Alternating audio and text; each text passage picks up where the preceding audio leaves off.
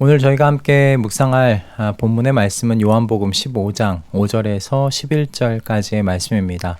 요한복음 15장 5절에서 11절까지의 말씀을 함께 읽고 오늘 우리에게 주시는 하나님의 은혜를 함께 나누도록 하겠습니다. 나는 포도나무요 너희는 가지이다. 사람이 내 안에 머물러 있고 내가 그 안에 머물러 있으면 그는 많은 열매를 맺는다. 너희는 나를 떠나서는 아무것도 할 수 없다. 사람이 내 안에 머물러 있지 아니하면 그는 쓸모없는 가지처럼 버림을 받아서 말라버린다.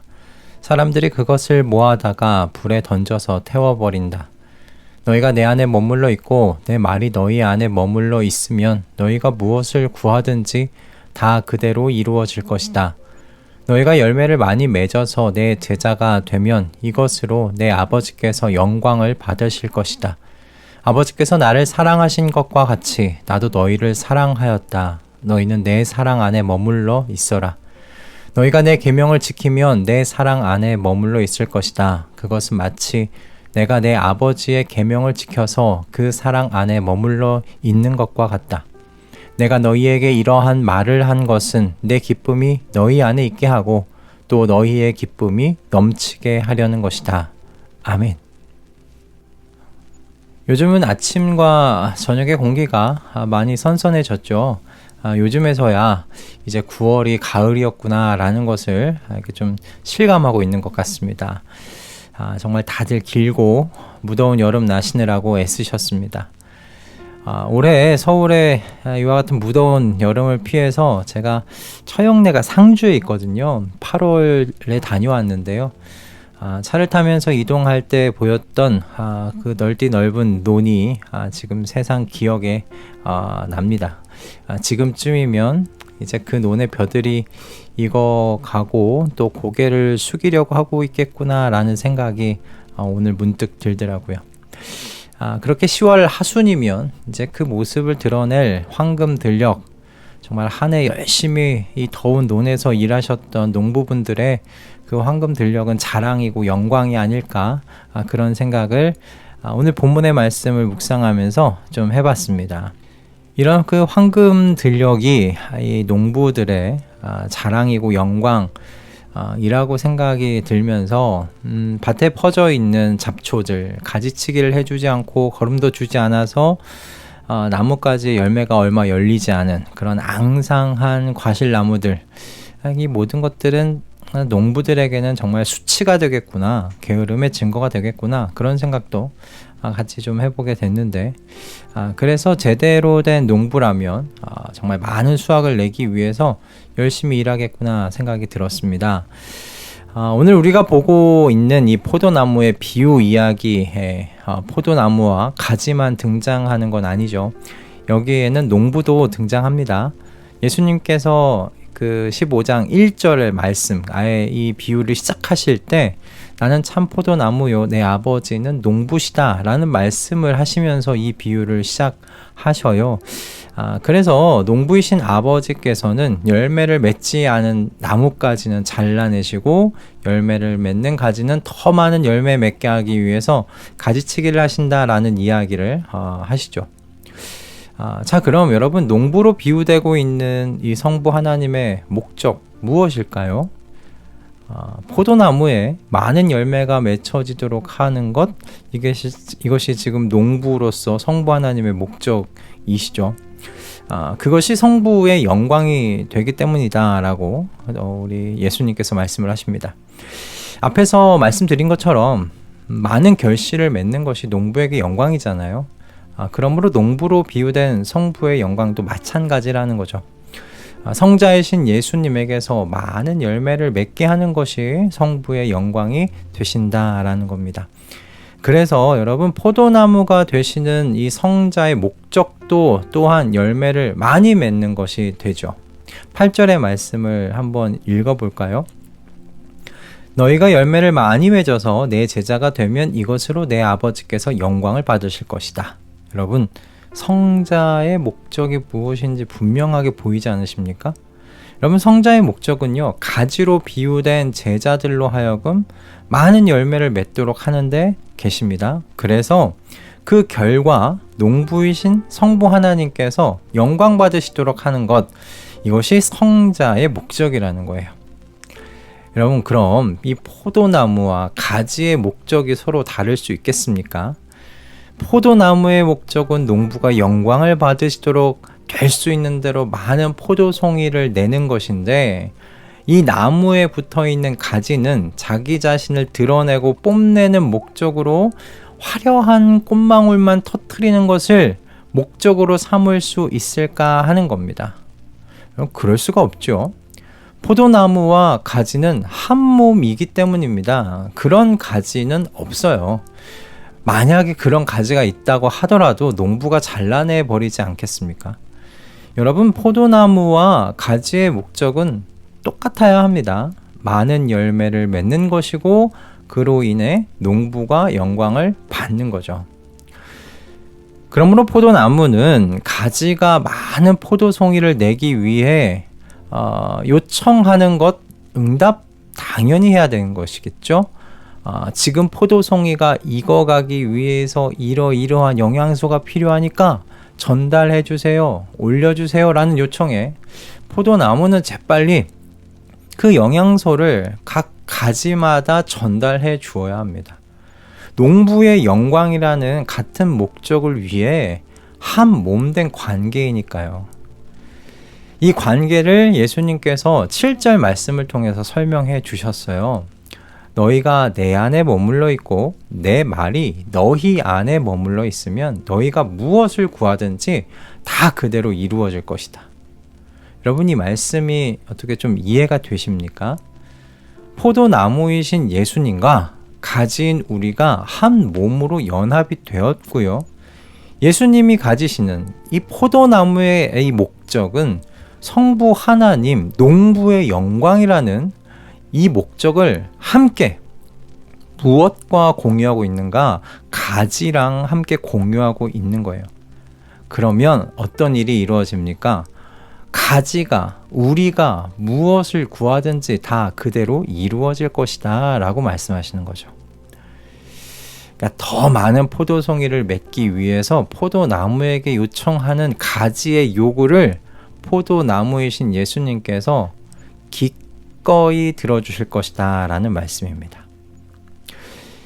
예수님의 말씀을 묵상하면 이 말씀 틀리지 않습니다. 정말 맞습니다. 우리를 창조하신 하나님의 영광을 위하여 우리가 존재하는 것이죠. 우리의 모든 삶의 방향과 결과가요, 하나님의 영광을 향해야 한다는 것에 피조물인 우리는 토를 달 수 없습니다. 그러나 우리가 사람인 이상요, 감정을 배제시키고 기계적으로 살아갈 수는 없는 것 아니겠습니까? 포도나무와 가지 사이에 실제로 일어나고 있는 그 기계적인 상호작용을 성자 하나님과 그의 제자인 우리의 관계에 지금 그냥 1대1로 접목할 수는 없다는 말씀이에요. 어떤 인격적인 교감도 없이 우리의 탄생의 목적이 성부의 영광을 위한 것이니까 너희는 무조건 그렇게 살아야 한다는 이런 기계적인 관계, 하나님께서도 원하지 않으십니다. 그래서 여러분, 예수님께서요 11절에서 이렇게 말씀하셨던 그 당신의 본심이 무엇인지를 보여주세요. 말씀해 주세요. 11절 말씀입니다. 내가 너희에게 이러한 말을 한 것은, 그죠? 지금까지 해왔던 그 말이에요. 내 기쁨이 너희 안에 있게 하고 또 너희의 기쁨이 넘치게 하려는 것이다. 아멘. 여러분, 이것이 그 세상은 이해할 수 없는 예수님과의 그 연합된, 한몸된 새로운 인생의 모습입니다. 하나님의 모든 말씀에 순종함으로 많은 열매를 맺고자 하는 그 삶에는 예수님이 이 땅 가운데서 누리셨던 바로 그 기쁨이 숨겨져 있다는 말씀이고요. 예수님은 제자들을 바로 이 기쁨의 삶으로 초대하고 계시는 거죠. 내가 맛보고 누렸던 바로 그 기쁨을 너희도 같이 맛보고 누렸으면 좋겠다. 그래서 더 많은 열매를 맺어서 성부께 영광을 돌리고자 하는 바로 그 영적인 선순환의 삶을 너희가 살았으면 좋겠다, 맛보았으면 좋겠다. 이것이 바로 주님의 마음이시다라는 겁니다. 제가 요즘 러닝을 하고 있어요. 그래서 그 러닝을 통해 이 말씀이 저는 이해가 좀 되더라고요. 더 깊이요.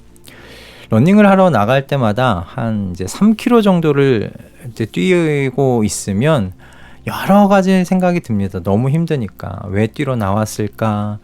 점심에는 왜 그런 음식을 먹어서 지금 이렇게 뛰는 게 힘들게 만들었을까?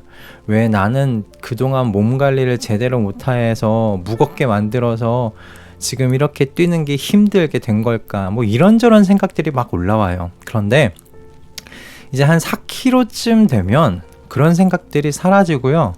그냥 제 호흡에만 집중하게 되더라고요. 그리고 이제 러닝을 마치게 되면 제가 40분을 쉬지 않고 50분을 쉬지 않고 뛸 수 있게 됐다는 것에 신기해하고 또 그것에 참 만족하고 기쁘게 됩니다. 그리고 그 기쁨 때문에, 그 만족감 때문에 그래, 내일 또 나와서 뛰자라는 그런 마음이 들더라고요. 그래서 주변 사람들에게 러닝이 재밌다고 이야기를 해주고 있거든요. 러닝 한번 해봐라, 재밌다. 근데 주변 사람들의 반응이 뭐냐면 러닝이 어떻게 재밌을 수 있느냐라는 거예요. 이해가 안 된다, 의아하다라고 이야기합니다. 숨차고 힘들기만 하지 않느냐라는 거죠. 여러분, 예수님께서 우리에게 주시려는, 우리에게 맛보게 하시려는 기쁨도 저는 이거 마찬가지라고 생각이 들어요. 세상은 하나님을 영광되게 하기 위한 그 순종의 삶이 어떻게 기쁘냐고 의아해 할런지 몰라요. 그 순종의 삶이라는 것이 꽉 막히고 답답하고 뭔가 이 규격의 그 틀 가운데 맞춰서 자유롭지 못한 삶이 아닌가, 그렇게 생각할런지 몰라요. 그러나 이 포도나무와 한 몸이 되는 새로운 삶을 시작한 사람들은요, 아는 거예요. 이 순종의 삶, 열매를 많이 맺어서 하나님을 영광되게 해드리는 이 삶에 이 주님께서 누리셨던 그 독특하고 특별한 기쁨이 있다는 걸 경험해서 아는 거죠. 여러분, 주님께서 오늘날 여러분을 이 기쁨의 자리로 초대하고 계시는 거예요. 야, 정말 기쁨이 있어. 내가 누렸던 그 특별한 기쁨이 여기에 있어. 그러니 순종의 삶을 살아서 많은 열매를 맺어서 하나님을 영광되게 한번 해보려고 한번 발자국을 내디뎌봐. 그렇게 초대하고 계세요. 내가 맛보았던 기쁨을 너희도 같이 맛보았으면 좋겠다라고 말씀하고 계시는 거죠. 바라기는 주님의 기쁨에 동참하시는 우리 가족들 다 되시기를 소원합니다. 많은 열매를 맺어서 그 농부가 되시는 성부 하나님께 영광을 돌리기를, 그 삶의 최우선의 목적으로 두고 사셔서 예수 그리스도께서 맛보고 누리셨던 바로 그 기쁨을 소유하시는 우리 모든 가족분들 다 되시기를 오늘 이 아침 주님의 이름으로 축복드립니다. 할렐루야. 기도하겠습니다. 주님, 저희가 주님으로 인하여 새로운 인생을 시작하게 되었습니다. 정말 포도나무 대신 주님과 한 몸이 되는 영광스러운 새로운 삶 살게 되었습니다. 주님, 이제 우리의 삶의 소원은 많은 열매를 맺는 것입니다. 주님께서 우리에게 주신 모든 말씀에 순종해서 주님께서 주시는 영양분 잘 먹고 잘 자라서 많은 열매를 맺는 겁니다. 그래서 우리 포도나무 되신 예수님과 함께 우리 성부 하나님에게 영광을 돌려드리는 그 인생 사는 것이 주님 우리의 소원되게 해주셨으니 주님, 저희가 이 소원을 이루고자 위하여 기도하는 모든 기도에 응답하여 주시옵소서. 그리고 또한 주님께서 말씀하신 대로 이 삶에 주님께서 갖다 놓으신, 주님께서 누리셨던 그 기쁨이 우리의 것이 되게 해주시고 우리가 경험하게 해주시고 정말 이 세상은 알 수 없는, 세상은 모르는 이 기쁨을 전하는 이 전도자들 될 수 있도록 주님께서 우리의 삶 가운데 복 내려 주시옵소서. 우리를 성령으로 충만하게 하셔서 그와 같은 삶의 자리로 이끌어가 주시옵소서. 오늘도 우리에게 주신 이 말씀에 감사드리며 우리 주 예수 그리스도의 이름으로 기도드립니다. 아멘.